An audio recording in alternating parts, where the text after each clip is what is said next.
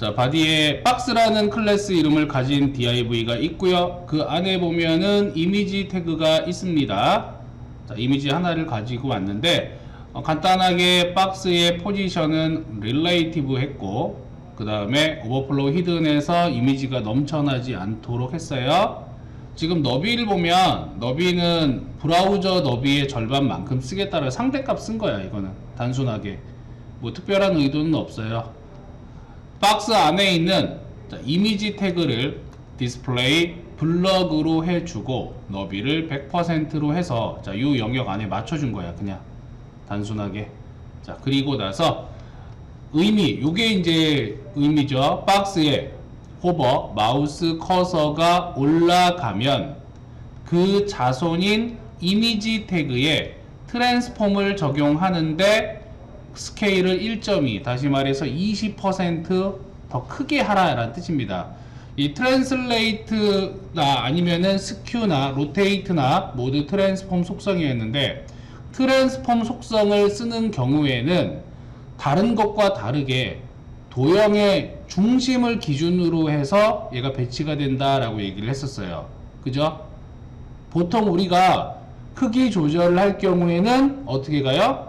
좌측 상단을 기준으로 해서 오른쪽으로 가거나 아래쪽으로 가죠. 그런데 트랜스폼을 쓰게 되면 가운데를 기준으로 해서 확대가 되거나 축소가 되거나 이동을 하게 되는 그러한 현상을 가지게 됩니다. 따라서 스케일을 1.2로 하라고 했는데 그냥 하게 되면은 딱 이렇게 움직이는 것 자체가 끊어지니까 이미지한테 뭘 줬어요? 트랜지션을 줬죠. 트랜지션을 줘서 자, 이미지에 어떤 변화가 생기면 트랜지션을 적용하게끔, 즉 0.6초 동안 스케일이 변하는 거죠. 자, 그러면 커서를 이렇게 올리게 되면 쓱 하고 커지는 이러한 효과를 얻을 수가 있습니다. 간단하게. 자, 이거는 우리가 많이 봤던 거예요. 평소에 온라인에서 많이 보는 효과는 이렇게 간단하게 우리가 적용을 할 수 있다라고 하는 거. 자, 요걸 보시면 되고, 두 번째 스케일 2번으로 가겠습니다. 자, 스케일 2번은 뭐가 달라지느냐? 커서를 올렸을 때 보시면 스케일이 되면서 자, 이 아이가 어떻게 돼요? 흑백이 됩니다. 이미지 자체가 흑백이 돼요. 자, 이 흑백되는 거는 어떻게 처리하냐? 똑같이 박스에 호버가 됐을 때 이미지에 자, 무슨 효과 줬어요? 자, 우리가 배웠던 필터 효과를 주었습니다.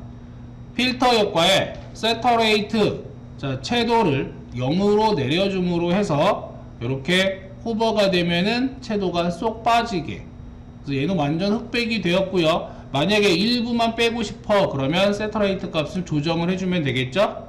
절반만 빼고 싶다거나 아니면 살짝만 빼고 싶다거나. 그래서 이런 효과, 필터 효과도 같이 줄 수가 있다는 거. 이런 것도 마찬가지로 봤을 거야. 커서를 올렸는데 흑백 이미지가 컬러로 변하거나 아니면 컬러 이미지가 호버했을 때 흑백으로 변하는 효과들도 여러분들이 아마 봤을 겁니다. 자, 이렇게 줄 수가 있고, 이거 말고 또 다른 방법은 뭐냐면 컬러 사진하고 컬러 이미지하고 흑백 이미지를 따로 만들어 놔. 미리. 그랬다가 마우스 커서를 올리면 컬러 이미지를 흑백 이미지로 싹 바꿔치기 하는 거예요. 이미지 자체를. 그런 기법도 있습니다. 이걸 이제 이미지 체인징 기법이라고 얘기를 하는데 조금 고전적인 방법이고, 지금 쓰는 필터 기법은 아무래도 컬러 이미지 한 장만 준비되면 되니까 조금 더 최신 기법이다 라고 볼 수가 있어요. 자, 세 번째 예제는 뭐가 들어갔냐면 캡션이 들어갔어요. 자, 위치를 좀 보자고. 자, 위치를 보면은 div 클래스 박스라는 영역을 만들어 놓고 그 안에 이미지가 있고 이미지 아래에 캡션 클래스라는 이름의 오버레이, 텍스트 내용은 오버레이라고 썼습니다. 그러면 이미지 밑에 여기 오버레이라는 글자가 들어가 있을 거야. 그럼 얘를 디자이닝, 스타일링을 해서 배치를 할 건데, 보시면은요, 캡션에 대해서 포지션을 앱솔루트로 지정을 했습니다.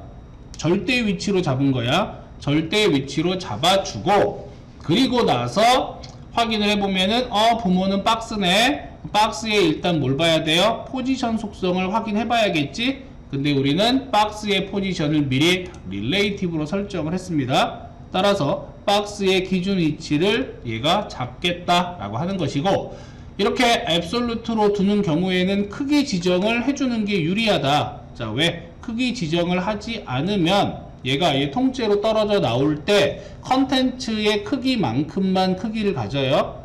그렇기 때문에 너비와 높이를 부모 요소의 크기에 맞게 되도록, 자, 너비와 높이를 100%로 잡아 주었습니다.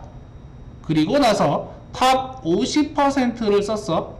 그러면 탑 50%를 쓰게 되면 아래쪽으로 50%만큼 내려가겠죠? 그리고 폰트 사이즈가 40픽셀, 라인 하이트가 40픽셀. 자, 여기 보면은 폰트 사이즈가 40픽셀이고 라인 하이트도 40픽셀이에요. 글자 크기가 40픽셀이라는 의미 자체를 우리가 확인해 봐야 되는데, 저 글자 크기 40픽셀은 무슨 뜻이냐 라고 하는 거예요.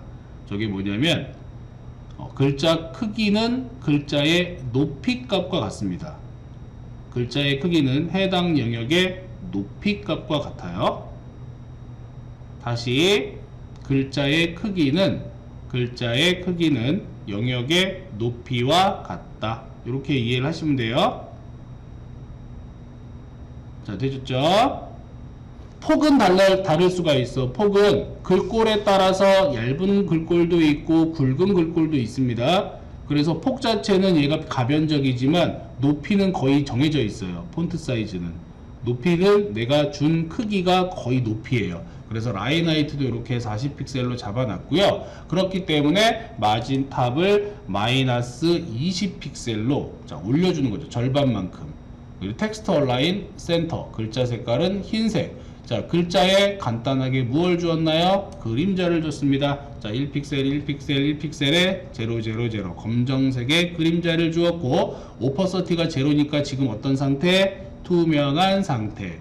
배경 색상은 반투명하게, 검정색 배경인데 반투명하게 0,0,0,0.6이라고 이렇게 써놨죠.